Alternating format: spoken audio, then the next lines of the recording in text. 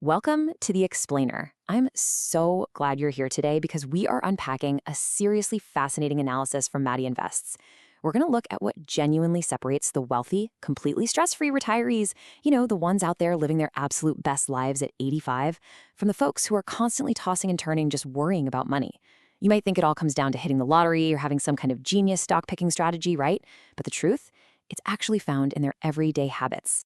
So I want you to really think about this for a second.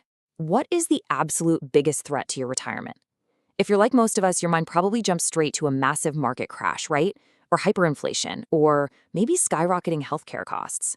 And, while those are totally valid concerns, the data shows that the actual biggest threat is much, much closer to home. It's not Wall Street. It's specific, everyday purchasing habits. Okay, let's dive into this. The secret of these ultra-comfortable retirees is surprisingly simple. They just quit buying stuff. Now wait, let me be clear. They aren't living like monks, they aren't avoiding the basics or denying themselves a really comfortable life. Instead, they just flat out refuse to buy very specific categories of items. These are the exact things that drain regular people completely dry, while the wealthy just kind of wave and walk right on by. To understand exactly how they do this, we need to look at Trap 1, depreciation and invisible fees. Basically, these are the physical and financial traps where your hard-earned money just vanishes right before your eyes.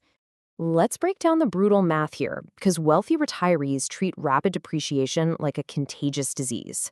Just think about buying a brand new, say, $65,000 SUV. Literally, the moment you drive it off the lot and pop the trunk in your garage to take out those dealership balloons, boom, you've just lost 10 grand. The car is now worth $55,000. And if we fast forward just 3 years, you're down to 39 grand. Almost half the value is just gone, basically for the privilege of driving to Costco.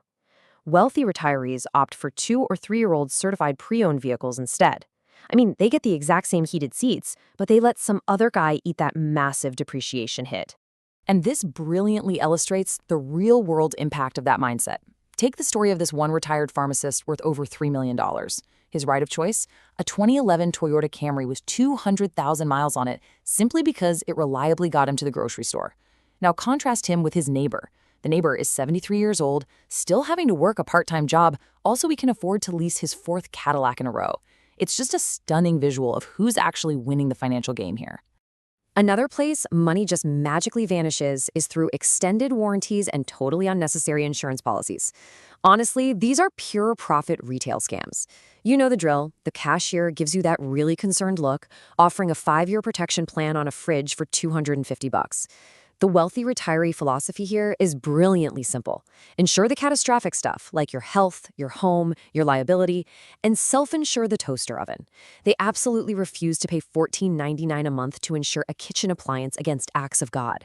Look, if you can't afford to replace the toaster, you probably shouldn't have bought it in the first place.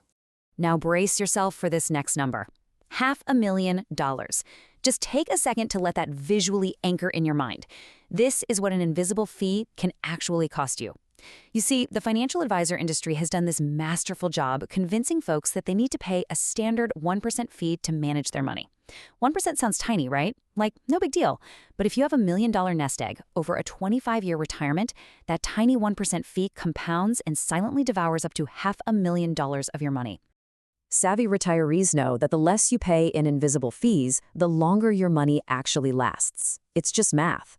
So instead of accepting that 1% standard invisible drain, they bypass the trap entirely.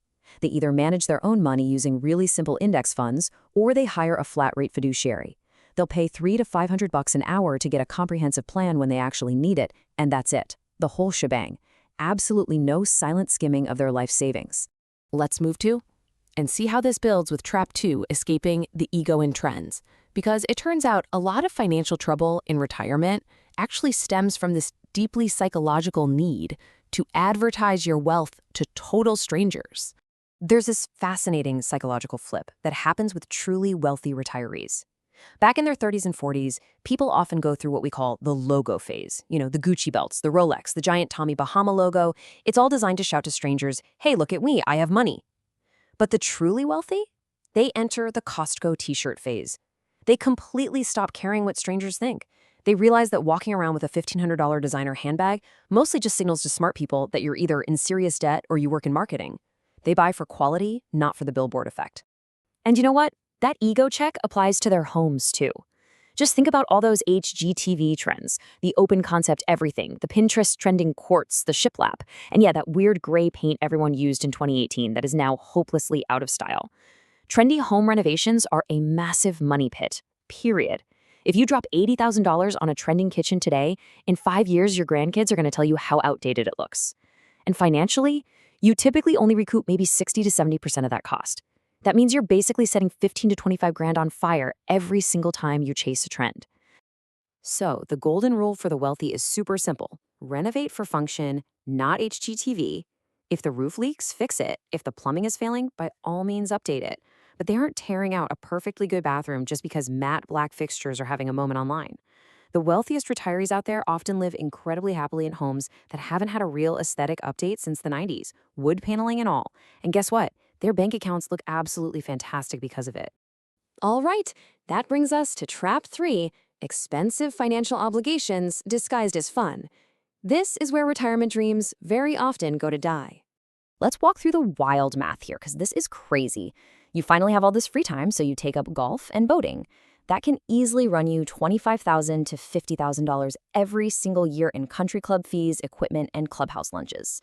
Now, contrast that with a retiree who chooses hiking, reading from the local library, or gardening. They might spend $500 over a 25-year retirement. That massive gap, it is literally the difference between leaving your kids $1 million inheritance versus having to ask them to help you pay your property taxes. So the crucial point is this idea. If your hobby gives you a heart attack every time you open the credit card statement, that's not a hobby. That's a financial obligation with extra steps. Hobbies are supposed to relax you, right? The wealthy stay rich by finding low-cost ways to unwind, whether that's woodworking with tools they already own, volunteering in the community, or jumping on the pickleball craze for like $40 in gear. And now we have finally arrived at it, the number one trap, the final culprit, the silent wealth thief. This one single thing destroys more retirements than bad investments and medical bills combined. Let's clearly define this concept.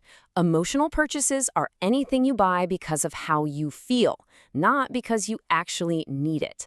Retirement, as it turns out, is a complete minefield of unexpected emotional triggers. And if you aren't careful, your wallet just becomes this quick bandage for your feelings. Consider these highly relatable scenarios. You're bored on a random Tuesday afternoon, so you start browsing online. Or you're feeling a little lonely at home, so you order something just to get a package in the mail. You see a friend's Facebook cruise photos, so you book one purely out of envy. Or maybe you just want to show some love to your grandkids, so you drop $400 on toys they're going to forget about by tomorrow. Ask yourself honestly, have you ever driven past a dealership and thought, you know what, I worked my whole life, I deserve this, just to make a temporary feeling go away? Now, what's really interesting about this is how the wealthy conquer it. They actively build emotional spending immunity. Basically, they've figured out how to fix their feelings without using money. If they're bored, they lean into those low-cost hobbies we just talked about. If they're feeling lonely, they just pick up the phone and call a friend or family member. And rather than spoiling their grandkids with cash, they spoil them with their time, which, let's be honest, is infinitely more valuable and leaves a zero balance on a credit card statement. If you want to build this immunity for yourself, you need to use this golden question. Seriously, memorize it, write it down. Will I still be glad I bought this in 30 days? This is a literal superpower.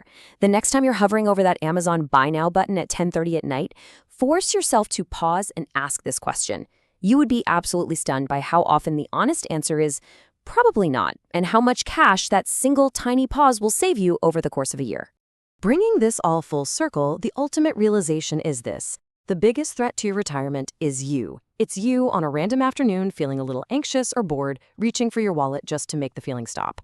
True wealth isn't about hitting the lottery. It's about quietly maintaining discipline. It's about keeping that old Camry running and leaving the kitchen alone while you watch your neighbors finance brand new SUVs and stress over their bills. As we wrap up this explainer, I want to leave you with this provocative question. Which wealth thief hits closest to home for you? Be honest with yourself. I mean, we're all guilty of falling into at least one of these traps at some point. I really want you to assess your own habits today, and the next time you feel that sudden urge to splurge, maybe just take a breath, step back, and leave that online shopping cart empty. Thank you so much for joining me today, and I highly encourage you to take this knowledge and immediately put it to work in your own life.